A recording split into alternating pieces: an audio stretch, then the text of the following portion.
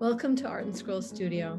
I'm Shelley Werner and the host of our Zoom series, where we feature the makers and creators of Judaica art. On Wednesday, February 17th, 2021, Rabbi Moully was our special guest. He shared with us the backstory of how he creates his amazing art. What follows is the full episode as it appeared on Wednesday, February 17th. Please subscribe to our channel so you can be sure to know when we post videos of upcoming events or episodes that have happened in the past. When did you discover that you were drawn to expressing yourself artistically? I really never considered myself an artist. Maybe creative. I mean, creative is a different word. Photography really was my first form of expression. I didn't see it as, artistry necessarily. It was a way of expressing, but it was a way of just capturing the world. And I was at that age, I was scared of paint, of drawing, I actually have a memory that I refrained from doodling in the margins of my school books as a child because I was worried that later me would, critique earlier me's drawings. And so I refrained. So, it's been a long journey. That's the answer. Early you was afraid of older you? I just knew that my drawings weren't good enough. I stayed away from drawing and painting for a very long time, and we'll get into the timeline. But so you were photography was my first, yeah. So that was a safe place for you. Exactly. Yes, that's a good way to put it. So when you were a kid, you weren't one of those artists who said, I've always wanted my whole life to be an artist. It's something that revealed itself to you over time. No. And every so often, my mother, who's on the line here watching, she reminds me that the little bit of art school that we did have, I was an absolutely horrible art student because I wouldn't follow the rules. I wanted to do it my way, not their way. And the rest is history. So, we're doing okay now. I think it's lucky for all of us that you decided to be a rule breaker. So I want to ask you a question. And obviously the path of your life took various twists and turns, but at the end of the day, you did become a rabbi. And I want to ask you, what is the role of art in conveying your message? And I know that's a bigger story and we'll get into that, but are you a rabbi first or an artist first? Oh, that's a really nice question. Chronologically, very much a rabbi first. I served as a rabbi for 10 years before making the jump into being full-time artist. Conceptually, that's a great question. I would say, and there's a lot of nuance, and there's a lot of gray area, but I think I would say that I'm a rabbi first and an artist second. Interesting, because I find your work, and I know as we talk about it, they're very much married. And I was going to, yes. Very, very integrated. Yeah. And so do you consider yourself a storyteller? It seems to be like a bit of a catchphrase word at the moment. I never thought of it that way. You definitely could say it that way, but I haven't thought of myself as a storyteller necessarily. I think that when we get to some of your pieces, particularly the ones that tell stories that are not necessarily so happy, I think that probably you'll say that you did have a story to tell in some of those. I will define storytelling. I have every work, or almost every work, is very much. I consider myself a conceptual artist, a concept-based artist. That ideas are very central to my work, and so call that storytelling, call that a conceptual artist, whatever it is. I definitely feel like I do have something that I want to convey. And I try to do it through my work. You do. And I'm excited to show it. So I think it's time that we should do the big reveal and start sharing your work. Okay. So I'm going to share my screen.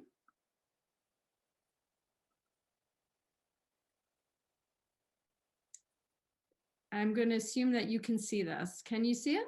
Okay. Yep, I definitely can. Oh, and I even was able to move it forward. So that's awesome. So all right. Talk to me about these pieces, which I believe came from your pop art phase. Yes. So you got to take one step back because that's it wasn't the first one in that pop series, but talking that I started with photography. That was my form of expression. And when the first digital SLR came out under $1,000, the first professional camera at a reasonable price, I jumped on it. I moved from film to digital, and it was amazing. Like, it just, the whole world of photography opened up for me. And at the same time, after a while, I started feeling constrained by photography. I felt that it was too limiting. It was too real. What you see is what you get. This is it. There's no room for interpretation. And so it was one night. It was one night in, I think it was, 2006, I think 2005, that I discovered this process called silkscreen, where you could take a photo and you could transform it into a piece of art. And it was like this light bulb went off in my head that I could do this. And I tried and I failed, and I tried and I failed. And I'm a rabbi by training, and the silkscreen process is a very technical process up front. But eventually I did it. It took me almost a whole year to make my first piece, and we'll get to it. That's the dreidels. I'm gonna go there now just so we can see what you're talking about. Yes, so the one on the right-hand side, dreidels and gelt. And each one of those, the original, actually, each one is 18 by 18 inches. So the whole thing is 54 by 54 inches, if my math is right. And that's a sizable piece. And I finished it. I think that was one of the first 5 pieces I created. I stood back and I looked at it and I said, I'm really onto something. I can do this. And that was, the beginning of the rabbit hole, that I'm, very much deep down the rabbit hole and loving it. So this Hanukkah piece the dreidels became the beginning of a holiday series, which you can see here. So we have on the left, we have apples and honey, of course, Rosh Hashanah. And if we go back to the previous screen, we have the square matzah for Passover. Actually, I got a cute story that to me, matzah is round. I'm used to round matzah. So that's what I did. And I started with a full matzah and took pieces off, and it slowly got smaller and smaller until it ends up in matzo ball soup. And I was displaying it somewhere, and people, who not from a traditional background, and the pieces of matzah and the different colors, they were saying, "What is that? Pac-Man? Is that like a map of a plate? What is that?" And I realized that I needed to make another one, the square matzah, which is more, easily recognizable. Yeah. And so we have 2 of those, and then the first screen we have, the Hamantashen. So those are the holidays, and then the Torahs are actually for Shavuot. They're giving the Torah, and if you look carefully at the Torah one, if we can move to that 8 are the traditional European Ashkenaz Torah, and the one in the bottom right corner is the Sephardic Torah. So again, it's that interplay. Because I was thinking a lot, the symbolism of Shavuot, it's not as rich as some of the other holidays in terms of food symbolism. Ice cream just wasn't meaningful enough for me. So this was the solution to that. So this really was my early work of the original pop art collection. Well, I'm very interested to hear some of your comments on this, because these pieces obviously stemmed from that original foray into the various chroma color images where you have the 9 squares. And then all of a sudden we see here 2 objects in opposition to each other. Talk to me about having that martini right before or after I have Kiddush. So these 3 are a collection to themselves. And you know what? It's been so long ago that I can't even think of the title. I gave them a title, Ritual Objects. I think that's what it was. I think that's the title. The title is Ritual Objects. And so each one is one painting consisting of these 2 images. And they appear to be different things. You have the martini glass and the Kiddush cup. You have the Shabbat candles and the Zippo lighter. You have the iPad and the weathered chumash. But really, both are and can be ritual objects in their own right. That the Zippo lighter actually can be used in a pinch, or if you're interested, because there's a wick and there's an oil well, you could light that on a Friday afternoon before sundown, and you can make the blessing, Asher Kedishanu, God has given us the opportunity to do the mitzvah with a Zippo lighter. You know, there's the traditional silver candlesticks passed down from generations. The silver candlesticks are just a tool to do the mitzvah, as is the Zippo lighter. And the same thing is the martini glass and the Kiddush cup. It doesn't say anywhere that the Kiddush cup has to be silver and you know, in a particular way. It says the Kiddush cup should be beautiful, you know, and silver is an option, but it could be a martini glass.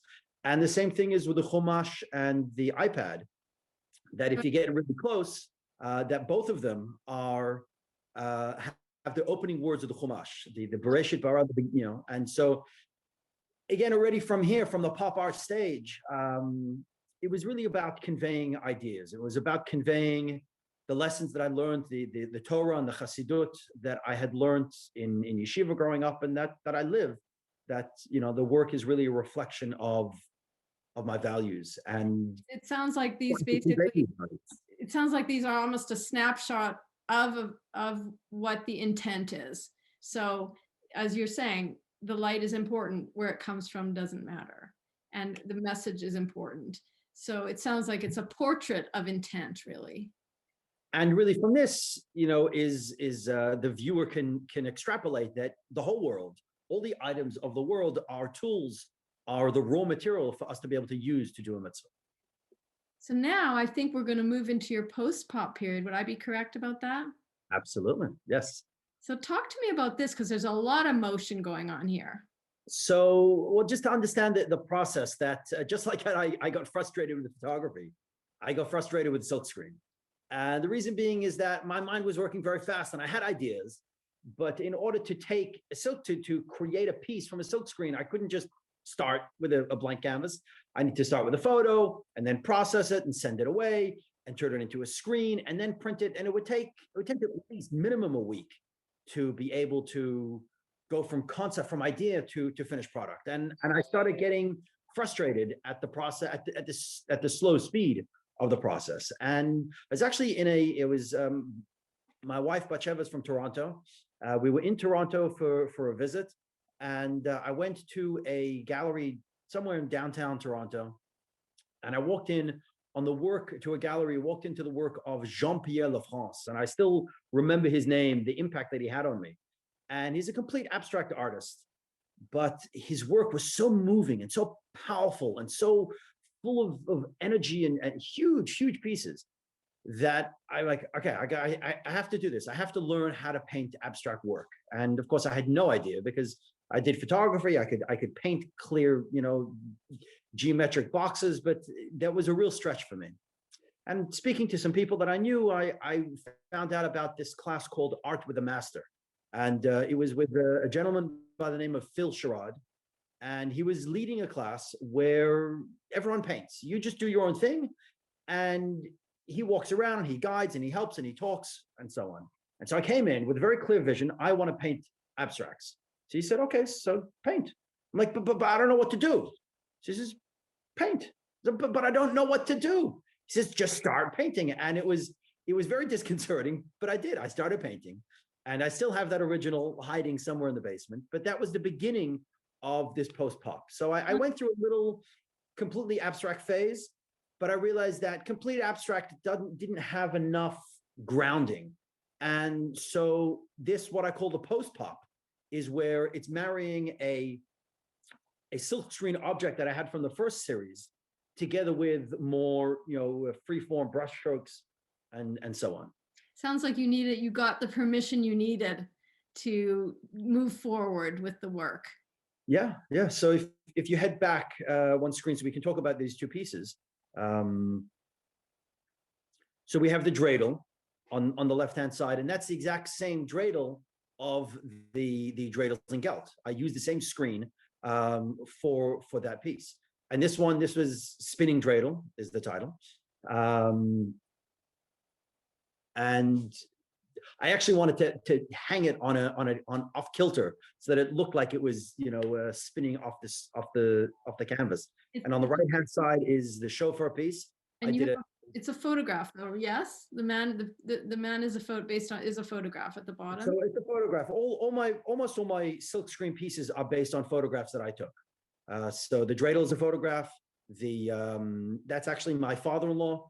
I set him up with a shofar and a talis, and that's actually become a tradition of mine that every year, just before Rosh Hashanah, just after Rosh Hashanah, I paint a new shofar painting, and I have last year's behind me, if you can see behind the cup, and we'll get to that. I think it's a little bit blocked, but and then see here on the left hand side we have the chumash again, this is titled Letters Alive, and that is the exact same silk screen from the previous one, the chumash together with the iPad.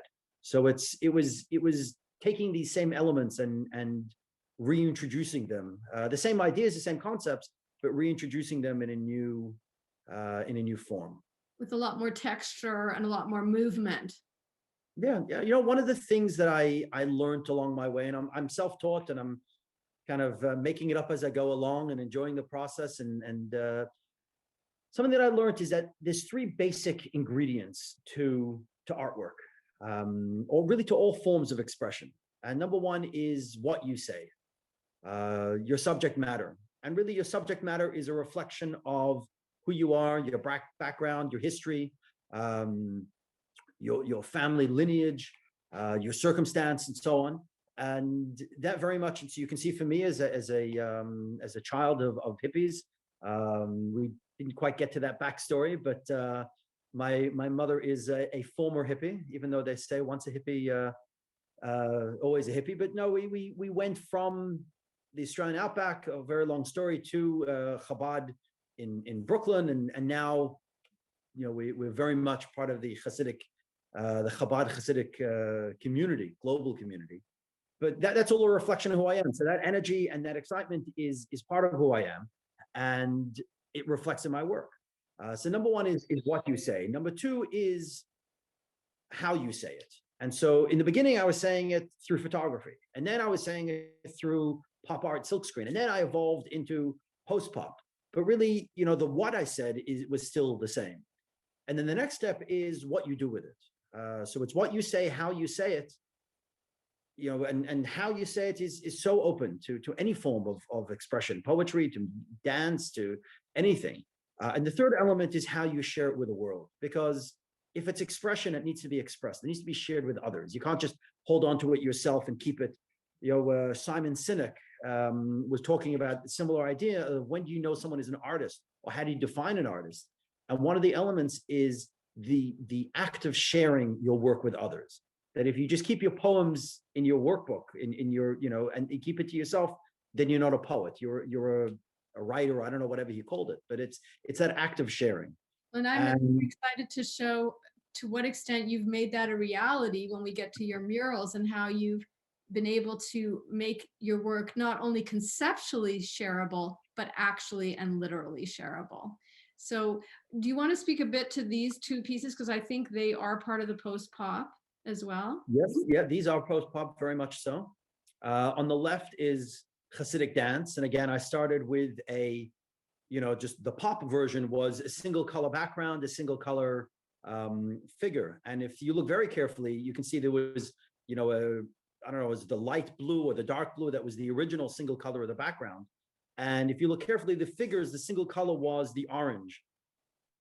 And you can see on the left figure, on the bottom right corner of the left figure, the paint didn't stick. In certain areas it didn't stick, and it was you know, incomplete until I came back with it with the paint and with the loose brush strokes. And this piece is titled Soul Dance. And the idea of Hasidim dancing, joy in life, is very central to, you know, my reoccurring themes. And so you know that shows up, that these two figures dancing, which is a photo that I took. You know, I mean, it's a beautiful piece, and I agree it's a beautiful piece. The backstory of the photo itself is once I had this idea in my head, I want a silk screen of rabbis dancing, of Hasidim dancing. I had to take a photo. Where would I get a photo? I thought I'd go to a wedding. At the time, there was a lot of friends getting married in Brooklyn. So I'd go to a number of weddings with my camera, and I couldn't get the image that was in my head.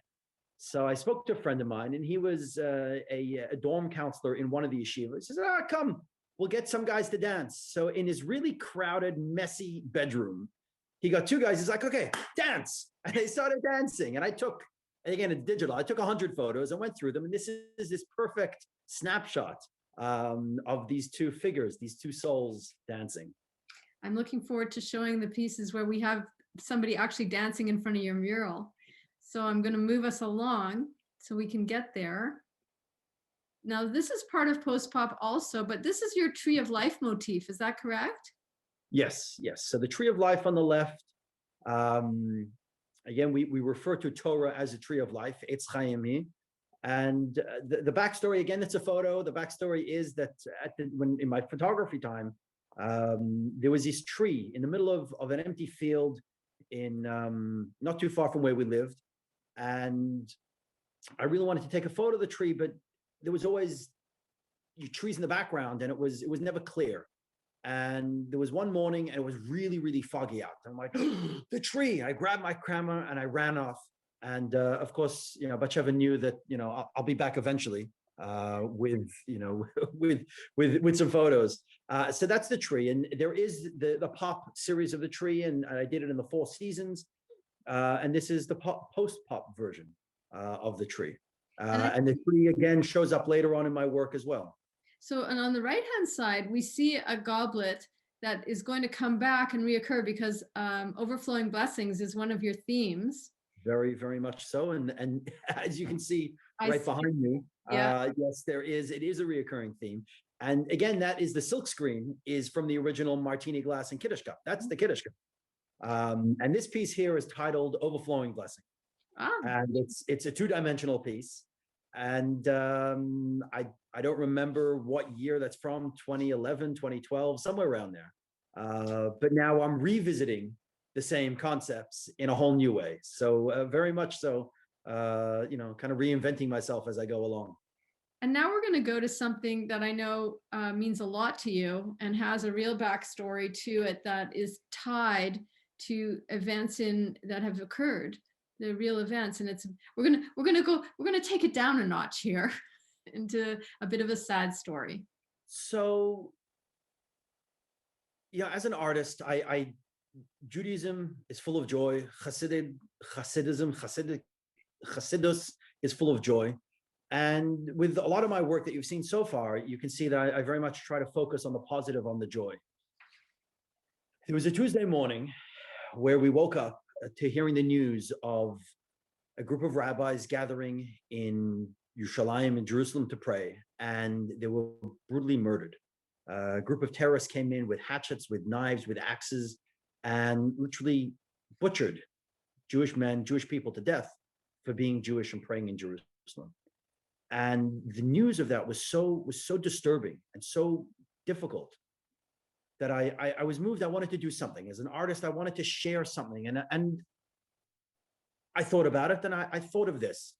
And I called a rabbi, I called my mentor, and I said, can I take a physical talus, and can I rip that talus, and can I recreate in painting form the scene of that horrific attack?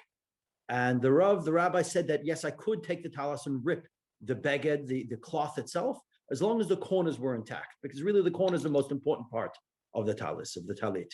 And so I did, and you can see here, this is 40 by 40 inches, and the talit is a real talit that I took, and the corners are real, and there's the red, and people look at it, and they pretty much straight away know exactly what it is. And when I finished, it was flat on the table, and I felt accomplished that I had achieved the goal that I was trying to achieve. But in that moment, I turned to the side and I looked, and I had the rest of the ripped talus on the side. And I said to myself, this is not complete. I need to make a second painting. And we'll get to it in a moment. I need to make a second painting that's positive and uplifting with the same piece of the same talit that speaks joy, that speaks positivity, but not just joy and ignoring everything that comes before it, but real joy. And I thought, I knew what I wanted. The goal was to make a second painting with a piece of talit that's positive, uplifting. but I didn't know what. I didn't know how. And the first yahrzeit, the first year of the massacre in Har Nof came and it went, and I still didn't know. And I started to feel like a fraud. I started to feel that something's wrong with me. And I'm going to pause before I get to the second part to share with you the Hasidic perspective on creativity and on the creative process. And I find it truly fascinating. I was taught by one of my teachers, Rabbi Yossi Paltiel, that Chachma, as we call it in Hebrew, the first of the three steps in the creative process, Chachma, is, if you take the words, you break up the Hebrew words apart, it's koach ma, the capacity, the ability of ma, of what? What does that mean? The ability of what? The strength. Koach is a capacity. So what's the capacity of what? And the way he explained it is that in any area of cognition, in any area that you're thinking of an idea, in science, in math, in creativity, in art, in anything, and you're working on the idea, you're thinking, you're trying every angle, you're putting really a lot into it. But at some point you hit an impasse. At some point you give up. And it's not a child doing homework, I give up, I hate it. But it's a real, I've tried all my angles and I come up with nothing. But I know this one has a story. I know I don't mean to interrupt you, but I know this one resolves in a happy story. So yes. So I want to finish this thought, and then I want to get to my resolution. And that step one of Chachma is letting go, is saying that I don't know. There's a greater power. I don't. There is an answer out there, but I don't have it yet. And then the second part of Chachma is what we refer to as the flash of lightning, that idea, that light bulb. What's that light bulb? Where does that light bulb come from? That comes from our subconscious. What's our subconscious? It's our soul, our neshama. Our neshama that's above us is talking to our neshama that's in us. Our subconscious is talking to our subconscious and giving us this flash of an idea. And that is chachma. And the next step is bina, is developing that idea, is taking it, breaking it apart and actually making it happen. And the third element is called das. Das is called cognition, where you really make it your own. And actually those three words in Hebrew make up the Hebrew word for Chabad. Chachma, bina, dat. It make up the first three letters of each three, make up the word of Chabad, which I'm sure many of you have heard of the Chabad movement. And that this idea that from Chachma, from wisdom, understanding, and knowledge, the creative process. And so I hit an impasse. I gave up. I didn't know. I didn't have an answer. And then it was Yud Dalet Kislev, and Sarah and Ariel Beagle, this young couple in Israel, were getting ready to get married. And on the Thursday before their wedding, her father and brother were driving to the chuppah, and they were brutally murdered in a terrorist attack. And here she is without a father, days before her wedding. And she said the most incredible thing. She said, the wedding's going on, and Am Yisrael, the Jewish nation, is invited to my wedding. And the most incredible thing is that Am Yisrael came to her wedding. From across the world, from across Israeli society, as splintered as it is, they booked the biggest hall in Jerusalem, wherever that is, and thousands upon thousands of people came to this wedding. And they celebrated. People were told you had 15 minutes. Come in, wish Mazel Tov, dance, get out, so the next person could come in. They were on the streets, they were dancing, and they were singing and dancing in the streets, Am Yisrael Chai, the Jewish nation is alive. And I realized that is my second part of the painting. So here you have Sarah and Ariel standing under the chuppah, and it's the same piece of the ripped talus. You can see there's a black surrounding them, there's a color surrounding that, there's the red stains of the paint on the talus. It's all these energies. And so the two paintings, now this one is larger. This one is 48 by 48. The other one is 40 by 40. And pretty much all of my work is available for sale, both to support my family and to spread these messages and ideas that I'm sharing. But these two are not for sale. And the reason they're not for sale is because they belong together and they belong in a museum. And they belong in a museum not because I think my work is so great, but because of the story, the message that these two pieces tell, that really the arc of the Jewish people, that we get knocked down. There are terrorist attacks, the Tisha B'Av of the world, but then there's the Tu B'Av, there's the we will rise up again. And so I was fortunate to go through that creative process and come out on the other side with this beautiful painting. It's amazing story. I love the two pieces. I love the way they go together. I didn't put them side by side simply because I think they deserve each to have their own space. But I want to move us forward so that we can get to some of the other pieces that you are so well known for. And I know this one also was inspired by a bit of a sad story as well. But there's, can you speak to this one before we move on to the orange socks? So this piece is titled Pittsburgh 10/27/18 in the bottom left corner is that. And again, this is a result of a terrorist attack. This time, the largest terrorist attack in America on American soil. That 11 people were killed again for praying, for davening in shul on a Saturday morning, on a Shabbat morning in shul. And this one, you know, it's interesting how the cognition works. This one straight away, as soon as it was the Tree of Life Synagogue in Pittsburgh. And I knew straight away, this is the painting that I needed to make. And so immediately the next day I got working on it. And I took a white canvas, I painted it black.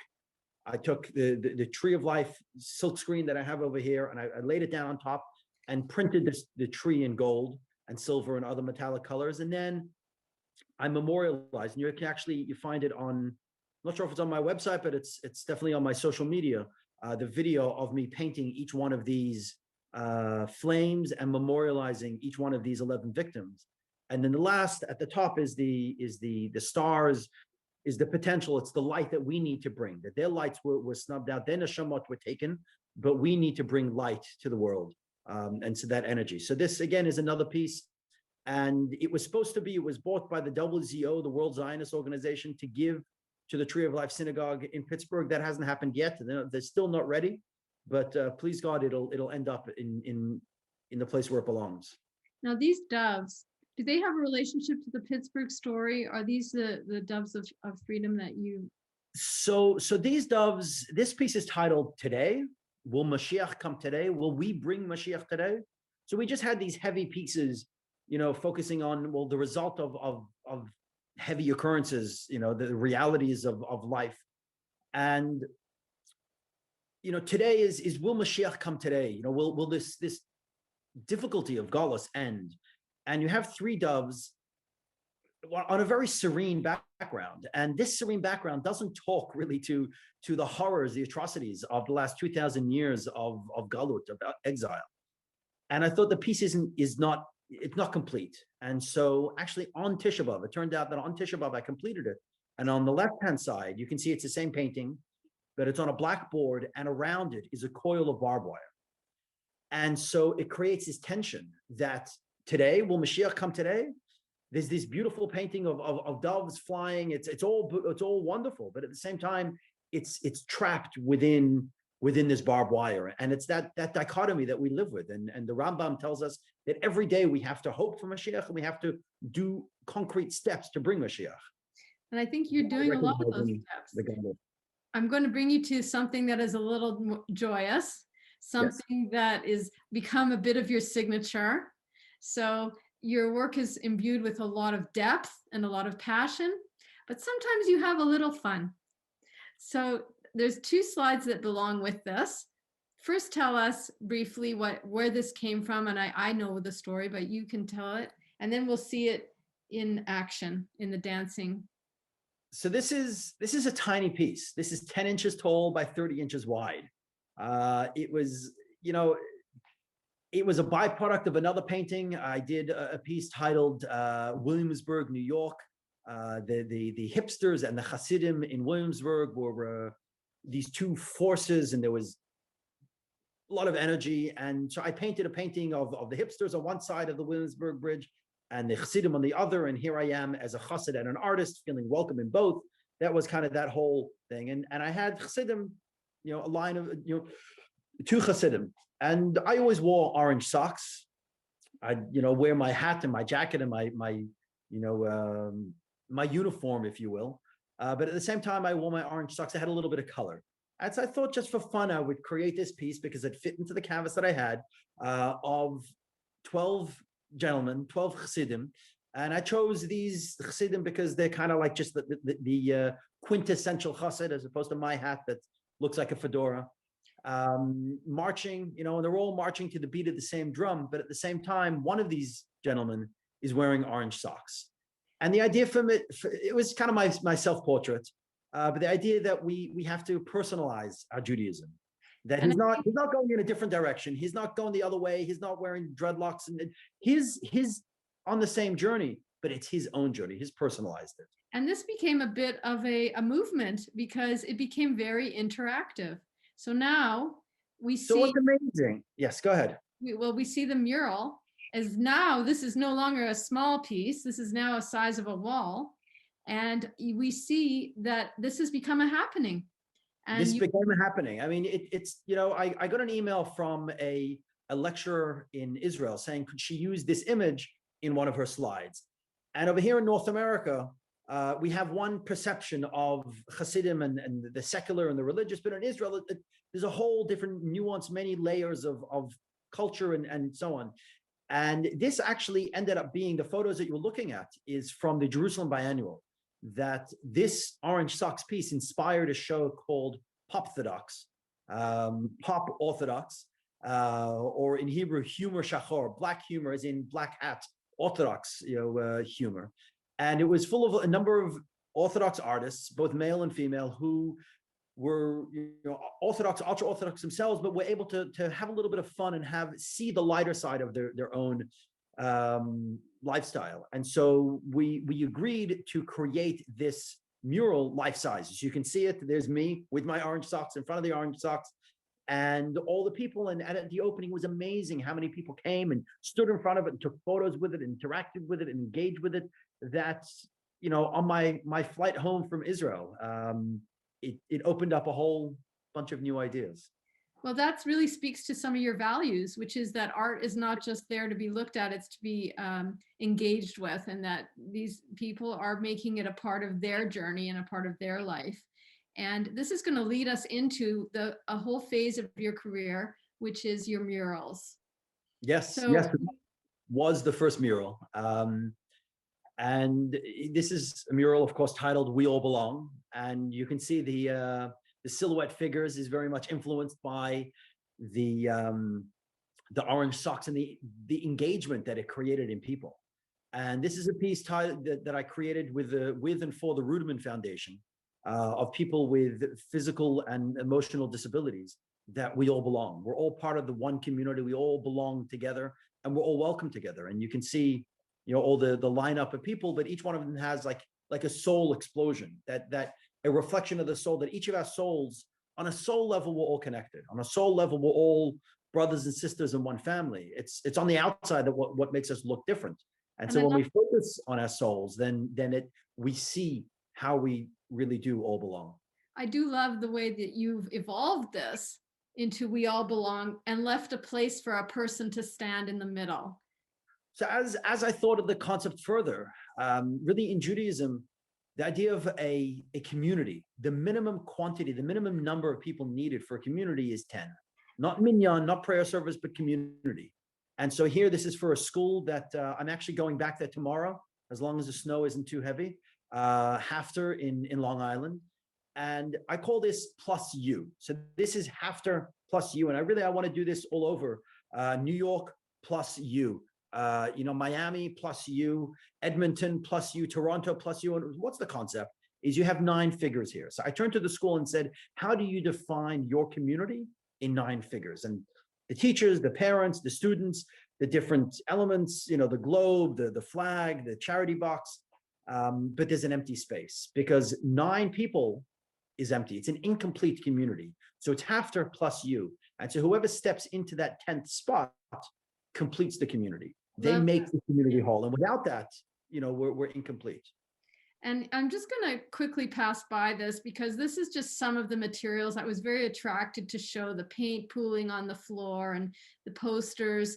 And very briefly, just the paint pooling on the floor isn't just beautiful. It is beautiful. But again, that was interactive. The community did that they took syringes full of color and they held it up in one spot and they squeezed and they created a line. And each line is kind of, you're reflecting of an individual in the community. But the way it pulls together at the bottom is that really as a community, we're greater. The whole is greater than the sum of the parts. And so even that is part of the concepts and ideas that are behind the piece. Absolutely. And it reads that way. And it reads that way, not just on a literal level, but of sort of an emotional and a subtle level, that you perceive this as one, it reads as one piece, not individual lines. And now I'm going to take us to another really statement piece that you made, where you did involve the community, and it was a response to something terrible that you made something bright out of. Now tell us about this mobile work of art. So this mobile work of art really happened. Hanukkah was shortly after the attack in Pittsburgh. And again, I wanted to do something and light over darkness. Hanukkah is about light over darkness. And when terrible things happen, we respond with light. And I wanted to do a menorah. I wanted to do this. I wanted to take I was looking for actually a physical wall, a permanent wall, but I couldn't find any permanent walls. I'm thinking renting a truck. And then it dawned on me that we have a family RV. We're one of those families. We have a few friends who agreed to buy an RV together, and we've used it to take the family on trips, art trips, pack up with full of art. And sometimes I travel alone. And so like this in the summertime, I can bring the family along and do art trips. So we have an RV, and both sides, 25-foot banner on both sides, completely black. Besides the words on top, light over darkness, and at the bottom, the menorah. And what we did is we drove around New York, New Jersey. We went to schools. We went to menorah lightings. We went to as many places as we could, from the top to the bottom of Manhattan. And we were armed with a whole bunch of a basket full of markers. And we engaged the public, and we said, every mitzvah you do, every good deed that you commit to do brings light to the world. Now, think for a moment of a mitzvah that you want to do to bring light to the world, and take it and write that mitzvah on the wall of the bus. And by writing it on the wall, you will transform the darkness of the wall to light. And by doing the mitzvah, you will transform the darkness of the world to light. And every night I painted another flame of the menorah, and we drove around. And the whole thing, actually, the original is up here. They're rolled up, and one day they're going to be on display.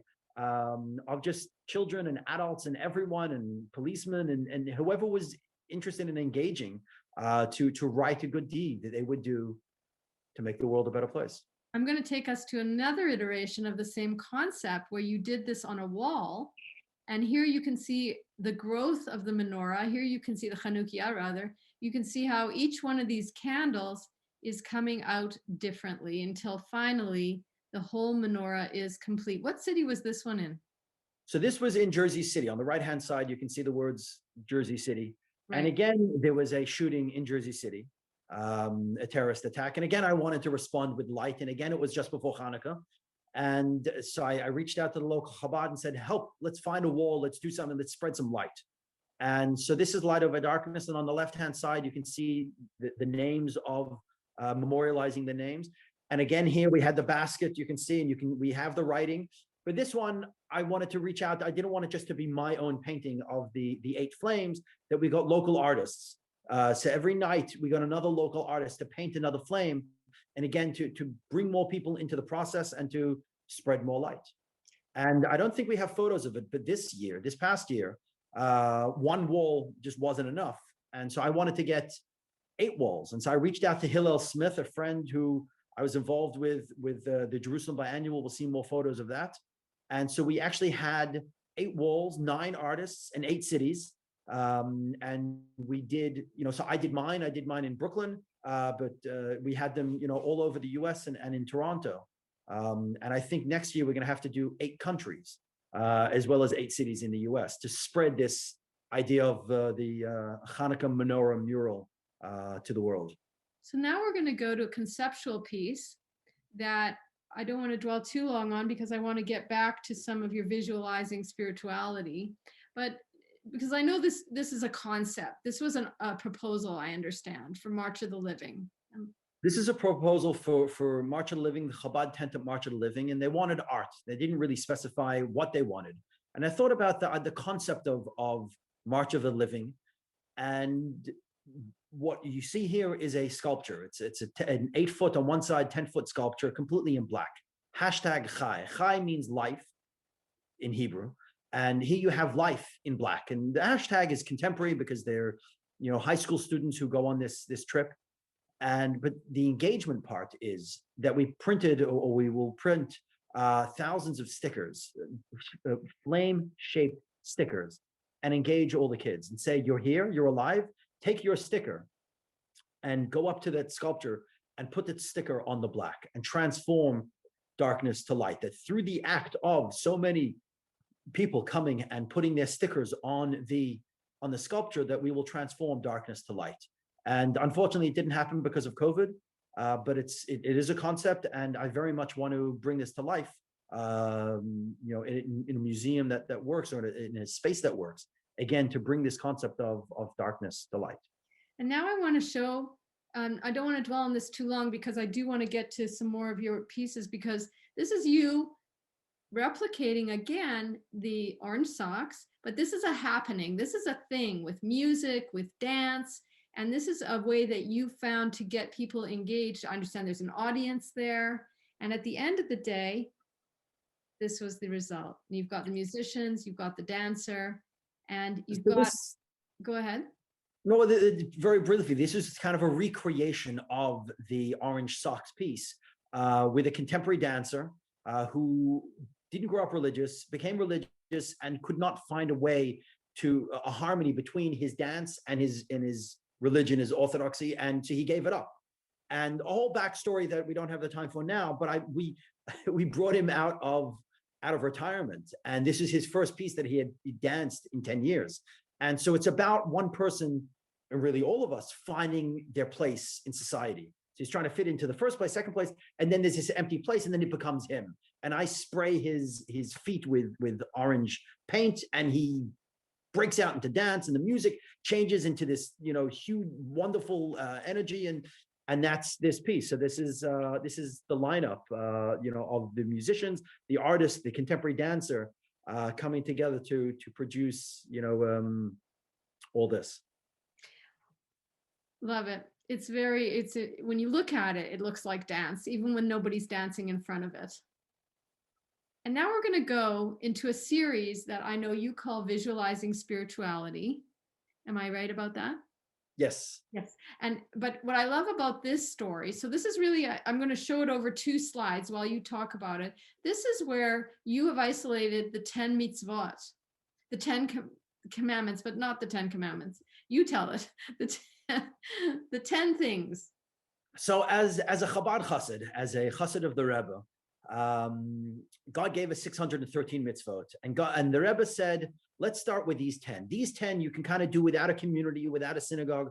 These are beginner mitzvot, if you will. The basics. Starter set. The starter set, not basic in concept, but basic in accessibility.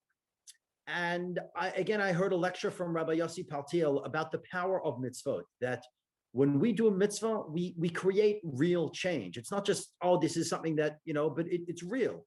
And the Rebbe, through the 60s and 70s into the 80s, released these mitzvot one at a time, that encouraging his followers to encourage other people to do mitzvot.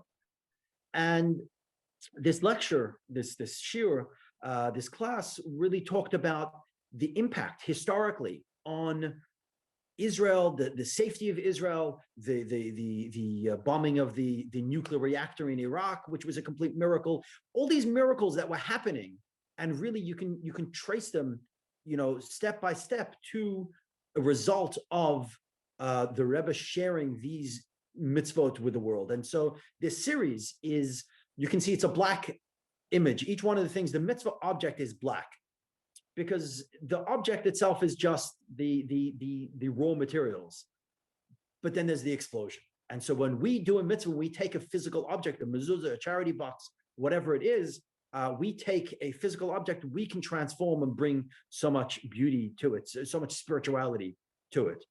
So if you're not familiar with this concept, look it up. The Rebbe's 10 Mitzvahs, the 10 Mitzvah Campaign. We don't have time to go into all of them, and choose a mitzvah. Each of us out there, choose a mitzvah that you want to do to bring more light into the world. I love the idea of your starter kit. because sometimes it's overwhelming. I mean, you think there's so many things I have to do. How can I even embark on this journey? And this is your way of offering a hand to the viewer, a hand to the person who wants to get involved. What should I do? Why don't you start with this? And I want to make sure I know we have questions, so I want to make sure we leave time for questions. So what I'm going to do, the next 3 slides are part of this series in a way. It's your illustration of this set of the Mitzvot series. I would say, I know this is a mural, but it is, what is the title of this one? The Exploding Letters? So this is 2 of the 10, because one of them is learning Torah study, and the other one is chinuch, education. So this is on the side of a school, and you can actually see school children got involved in it. But again, going back to the what you say, how you say it, how you share it with the world, that I turned it around, that how you share it with the world can dictate how you say it. So I've committed to doing these 10 murals, and I only have 3 or 4 done, but 10 murals of the Rebbe's 10 Mitzvahs out on the street, again, to get it to a wider audience. So this is in Los Angeles, and I did it together with another artist, Shana Dorn. These are 2 that are in New York. One is putting on tefillin. These I did with Yedidia, another a artist from South Africa. Shabbat candles, tefillin. This one. This is in Israel, correct? Yeah, these were done together with Hillel Smith as part of the Jerusalem Biannual, as part of the Jewish Street Art Festival. So just getting these messages out there. And what was amazing, just if I have a moment, that traditionally women after, girls after their bat mitzvah start lighting Shabbat candles, or maybe after they get married. Different people have different customs. In Chabad, the Rebbe encouraged girls from the age of 3 to start lighting candles, even though technically they don't have the mitzvah to do it yet, but as education to get them into the practice.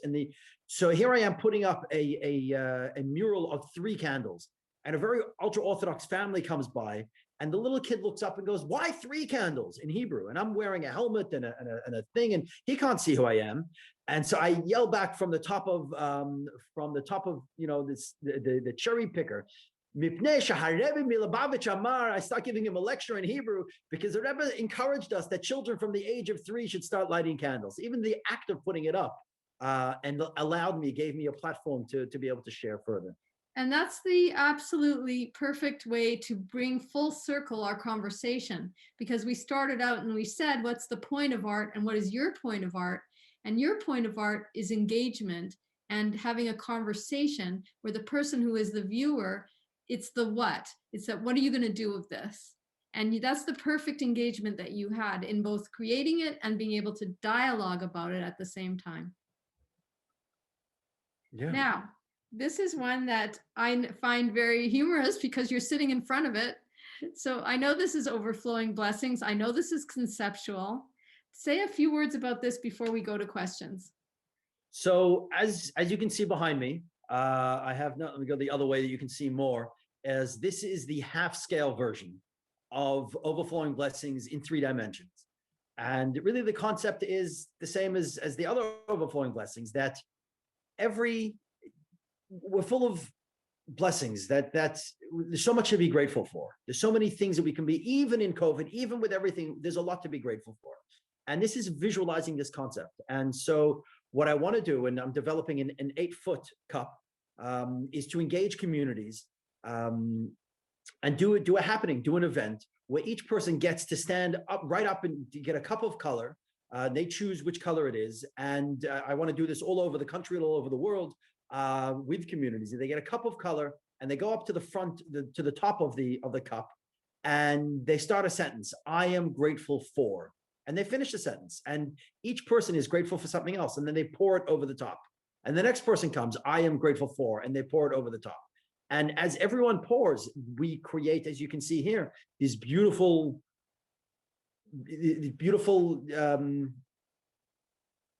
cup of color, Collage. Which is a reflection of all our collective blessings. Community collage, and I can't think of anything more powerful or impactful.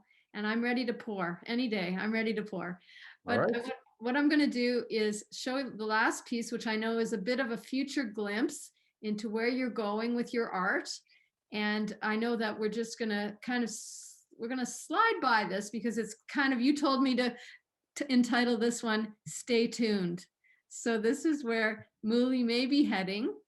But before we open it up for questions, which we will do in 1 minute, I want to let people know, first of all, I want to say thank you so much for being with us and sharing not only your work, but your vision and your concepts, which give us all pause to think about how we can improve the world by following your example, by taking one small step, making light over darkness. So I want to thank you before we take questions for bringing your art and sharing your stories with us. You are a storyteller. I'm sorry, I'm going with that. Well, thank you.